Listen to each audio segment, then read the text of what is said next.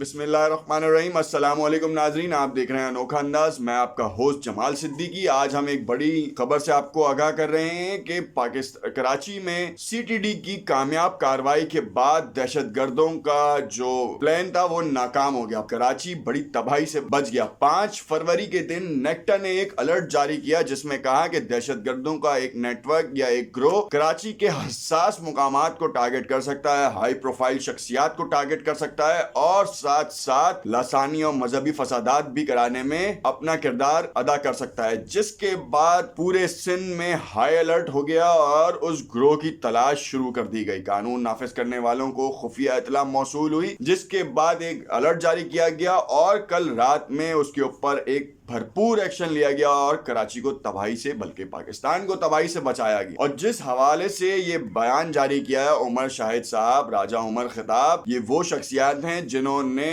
یہ عہد کر رکھا ہے کہ دہشت گردوں کو کہیں پہ بھی چھپنے کی جگہ نہیں ملے گی۔ تواتر کے ساتھ ان کے آپریشنز کی وجہ سے، ان کی جو ویجیلنس ہے اس کی وجہ سے کراچی اور پاکستان بڑی تباہیوں سے بچتا رہا ہے، ورنہ دشمن ممالک کی طرف سے یہ اس طرح کے اقدامات روزانہ کی بنیاد پر ہوتے رہتے ہیں، فنڈنگ ان کی طرف سے ہوتی ہے۔ ہم نے دیکھا کہ بلوچستان کے علاقے سے ہم نے پچھلے 15 دنوں میں 4 دہشت گردوں کو پکڑا ہے جن کا تعلق صرف اور صرف جاسوسی سے تھا۔ یہ وہ دہشت گرد تھے جو پس پردہ آپ کو مجھے کسی اور کو ذہن سازی کر کے ملک مخالف اقدامات کراتے پھرتے تھے، جس میں ہم کوئی نہ کوئی چھوٹے موٹے چاہے ترسیل کا باعث بن جائیں، چاہے ہم کوئی بڑے معمے کا باعث بن جائیں، نقصان کا باعث بن جائیں، اور ہمیں معلوم بھی نہیں ہوتا، ہماری ذہن سازی کر دی جاتی ہے آپ کے ساتھ رہ کے وہ اس طرح کے کام کرتے ہیں۔ کل راجہ عمر خطاب صاحب اور عمر شاہد صاحب نے یہ بیان دیا کہ جس حوالے سے 5 دہشت گردوں کا وہ ہوا تبادلہ فائرنگ کا، جس میں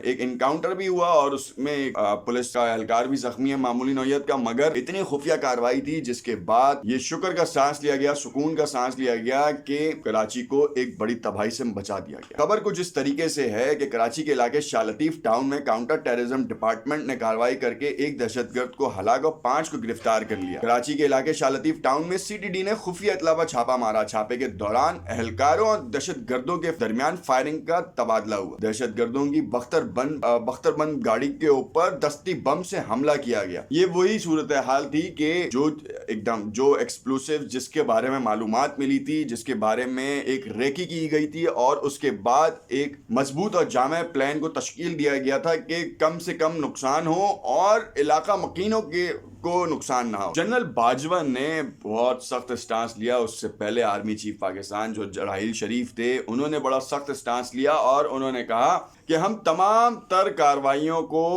دیکھ رہے ہیں، ہماری کارروائیاں انٹیلیجنس کی بنیاد پر ہیں، ہم نے ہمیشہ دہشت گردانہ کارروائیوں کی مخالفت کی ہے اور ہم نے کہا ہے کہ ایسے جتنے بھی دہشت گرد ہیں، چاہے ملک کے کسی بھی کونے پہ ہوں، پاک فوج، قانون نافذ کرنے والے ادارے، ان سب کو جو ہے وہ دبوچ لیں گے۔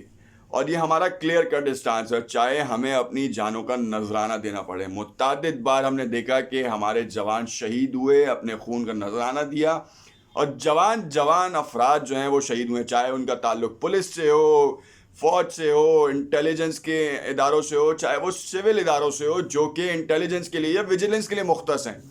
اور عوام، ہمیشہ ہم عوام کو بھول جاتے ہیں، عوام نے بھی اپنی جانوں کا نذرانہ دیا، اور تمام آرمی چیف ہوں، حالیہ وزیر اعظم ہوں، انٹیریئر منسٹر ہوں، ان کی طرف سے واضح پیغام ہے کہ ہم دشمن کے کسی بھی اقدام کو خالی نہیں چھوڑیں گے اور ہم ان کا جوابی وار بھی کریں گے۔ اور دشمن کو بھی سمجھ لینا چاہیے کہ اس بار پالا غلط پڑ گیا، تو دیکھ کے اقدام اٹھائے۔ D I G C T D Umar Shahid نے تو کہا تھا کہ ہمارا صرف اور صرف بیسک مقصد یہ ہے کہ علاقہ مکینوں میں کو کسی بھی طور کی پریشانی لاحق نہ ہو، اور جتنا بڑا ایکسکلوسیو ملا ہے، جس کے بعد یہ کہا جا رہا ہے کہ اس طرح اگر یہ ایکسکلوسیو کراچی میں استعمال ہوتا یا سندھ کے یا پاکستان کے کسی بھی اضلاع میں جاتا تو ایک بڑی تباہی اور ایک بڑے نقصان کا سبب بن سکتا تھا۔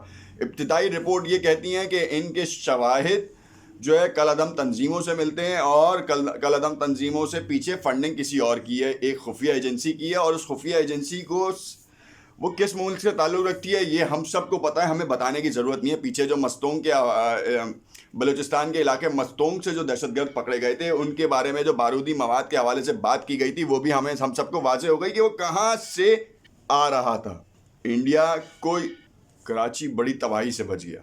آخر کراچی کے امن کو خراب کرنے میں کس کا ہاتھ ہے؟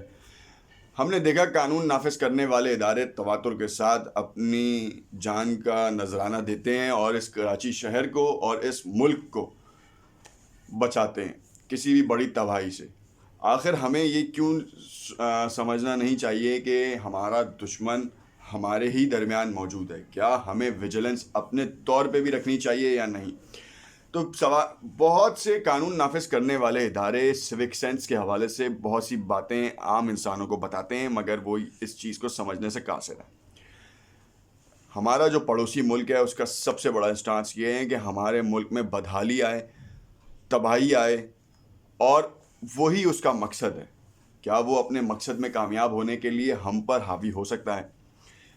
اور یہ صرف اس کی عوام کی بات نہیں ہے، اس کے قانون نافذ کرنے والے ادارے، ان کا بیسک مقصد یہ ہے، وہ اپنے سیاست کے لیے یہ کام کرتے ہیں، اپنے پڑوسی ملک کو ایک دشمن ظاہر کرتے ہیں. کہنے کا مطلب یہ ہے کہ اگر وہ جتنی قوت، جتنا پیسہ ان کاموں میں صرف کرتے ہیں، اگر اپنے ملک کی غربت کو ختم کرنے کے لیے کام کر لیں، تو آپ دیکھیں کہ انڈیا میں ہر سال 25,000 خودکشیاں ہوتی ہیں، وہ بچ جائیں.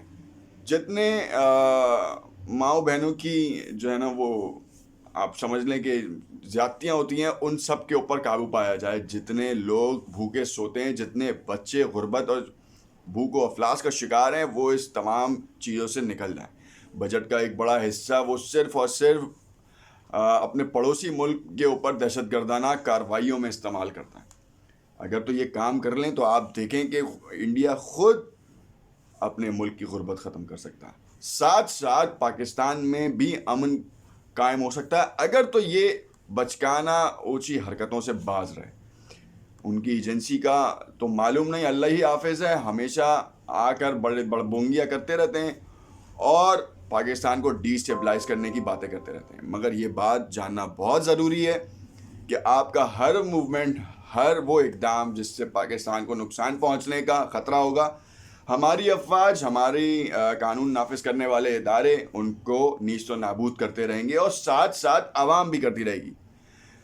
کیونکہ اب ان کو یہ سمجھ میں آ گیا ہے کہ آپ کا بیسک مقصد کیا ہے. پہلے آپ نے سیاست میں قدم رکھوایا، سیاست میں لوگوں کو اس طرح کے سوالات دیے جس سے ملک میں غداری کا لقب مل جائے.